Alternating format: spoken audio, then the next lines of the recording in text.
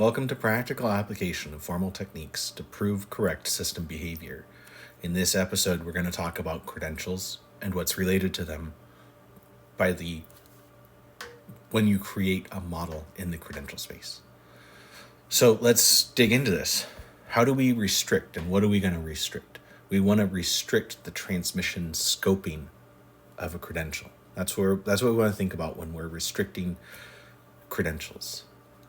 When we think about regeneration, that's our credential rotation, right? That's the schedule that credentials are rotated, and then that process should be very closely guarded. And when we talk about spoofing, we can use decoy user credentials, but we can also consider our detection engineering to account for those types of spoofs. And when we talk about deleting, we might want to understand how the credentials are revoked and the authentication cache is invalidated. So these are important because we want to know, are the cache credentials only on the local host, or can they be persisted to the remote server? And how does credential caching work?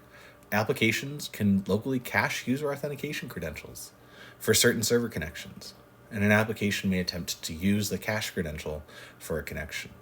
If that cache credential exists, then the user will not typically be prompted for new credentials. Hope you found this useful. See you again.